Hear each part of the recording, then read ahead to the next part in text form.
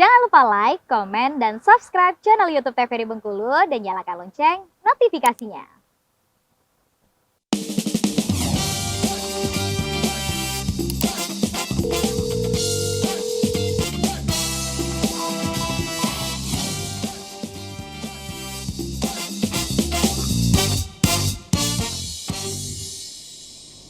Ya pemirsa, Anda kembali menyaksikan Dokter Kito bersama Kito Sehat.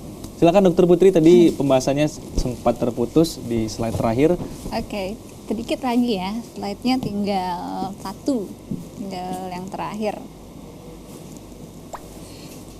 Oke, kita ke slide yang paling terakhir. Nah, ini cuma sekedar edukasi ya ke pemirsa di rumah.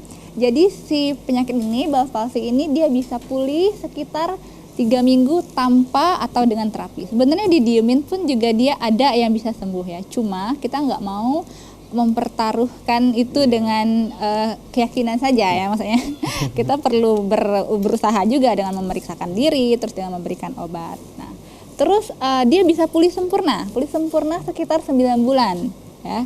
Sekitar 9 bulan dengan terapi yang berkelanjutan tadi, dia bisa pulih sempurna.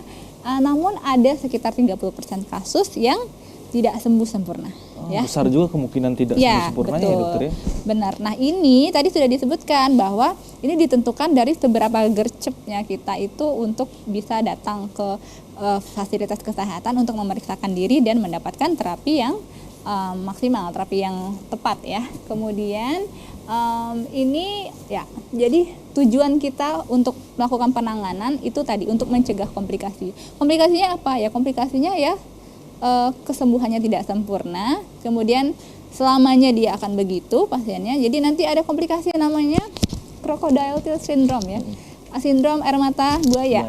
Jadi jadi dia tuh makan aja. Tahu banget nih dokter. Ya, bukan buaya yang itu.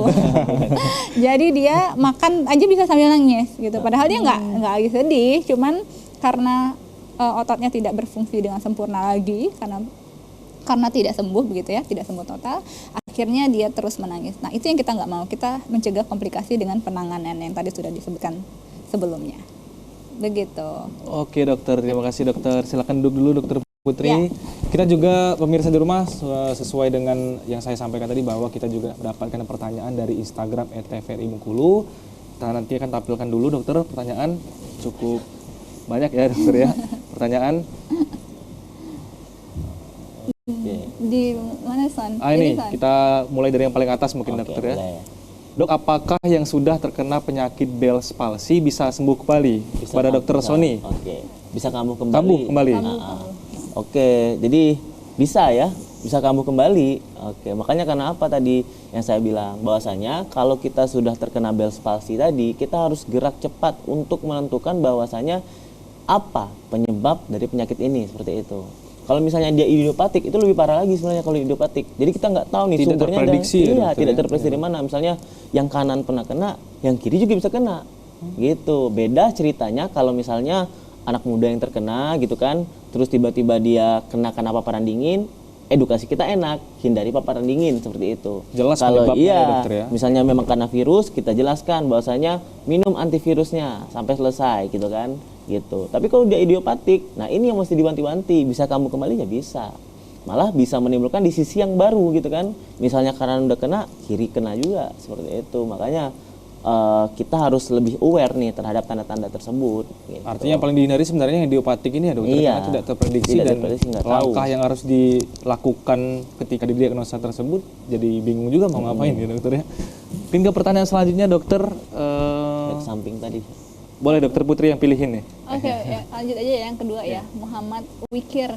Apa efek samping dari Bell's palsy dan bagaimana cara pengobatannya dok? Sebenarnya udah dijelasin ya, bukan efek samping tapi tanda dan gejala mungkin ya. Tanda dan gejalanya tadi sudah sangat jelas disebutkan. Jadi Muhammad Wikir bisa menyimak ya tadi, pasti sudah menyimak juga.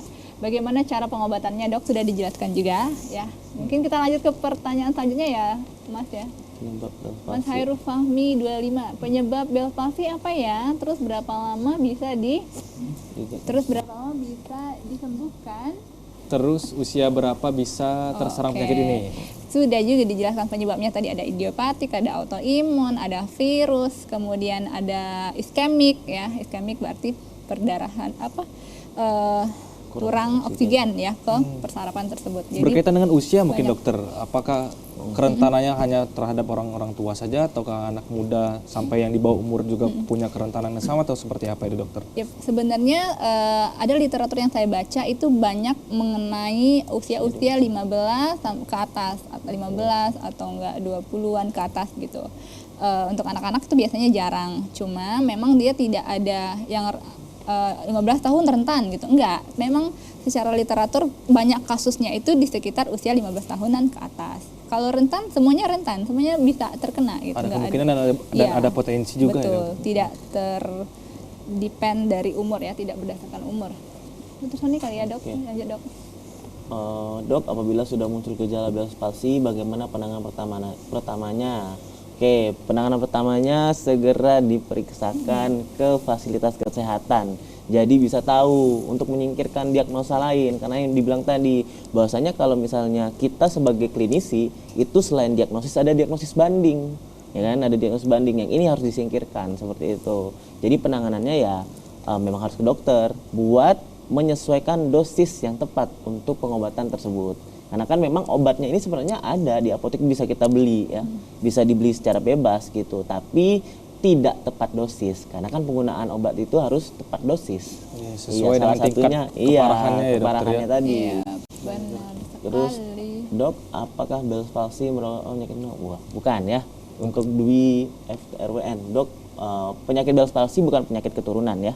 Bukan penyakit keturunan seperti yang bilang tadi, penyebabnya itu virus bisa, idiopatik, iskemik, dan juga sebenarnya yang rentan-rentan itu pasien dengan ini ada riwayat penyakit ya, kayak diabetes mellitus, hipertensi, dan wanita hamil yang dominannya seperti itu. Iya, berkaitan dengan keturunan tadi, ada sebenarnya yang bilang kalau herediter itu, jadi memang secara gen itu dok, saluran tempat keluar salurannya itu lebih tuh kecil, lebih kecil ya foramennya. ada. Tapi memang mungkin jarang ya Jarang dok ya, sekali. paling sering itu karena idiopatik dan juga virus tadi. Faktor keturunan itu hanya mempengaruhi saluran tadi besar atau kecilnya Iya ya benar, dokter ya? bukan yang Bukan yang mengalami peradaannya terjadi Bell's palsy-nya enggak, ukuran foramennya. ya ukuran foramen, ya ukuran tempat melajunya si nervusnya tadi. Oh, banyak Kita ke ya. pertanyaan selanjutnya dokter. Banyak hari ini banyak. Silakan dokter Putri.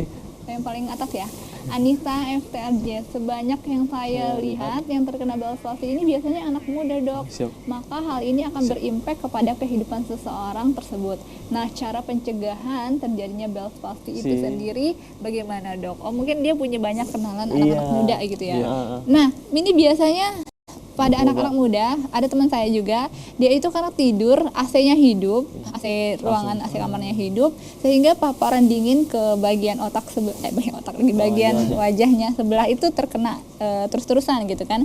Memang, jadi anak muda itu lebih sering rentan mungkin karena paparan dingin itu tadi, atau mungkin dia aktif keluar di malam hari atau di pagi hari begitu kan, jadi sering terkena paparan udara dingin. Caranya, Karena biasanya kalau orang tua tuh menghindari suhu Iya, yang dingin benar. ya dokter ya justru ya. Iya, benar. Jadi cara penanganannya ya suhunya jangan terlalu dingin, jangan terlalu sering, keluar malamnya juga jangan terlalu sering.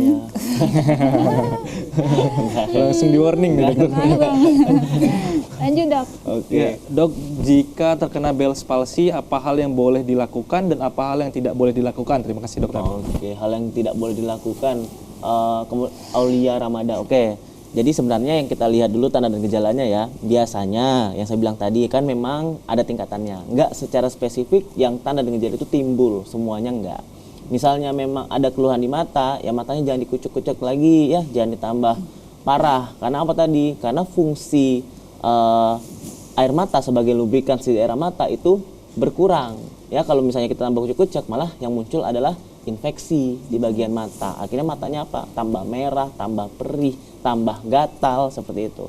Itu yang mesti dicegah ya. Kemudian biasanya nih kalau misalnya ketika bibirnya merot ya, merot turun ke bawah gitu kan, ketika memang menyerang di daerah bibir gitu kan, dominannya di sana, biasanya dia akan sulit untuk minum. Jadi minumnya pasti tumpah-tumpah, atau misalnya dia tidur langsung kayak ngiler, basah gitu. karena fungsi ototnya itu berkurang seperti itu, karena impuls saraf itu nggak ada lagi ke sana seperti itu. Jadi yang tidak boleh dilakukan sih, yang harus dilakukan ya, yang boleh dilakukan sebenarnya langsung ke dokter aja. Jadi penanganannya itu simple, cepet ya, tapi itu yang sering salah adalah tepat dosisnya aja. Oke, tapi dokter, yang jadi pertanyaan lanjutan sebenarnya seperti ini dokter. Kan Bell's palsy ini punya tingkatan-tingkatan dari yang paling ringan sampai dengan yang paling berat.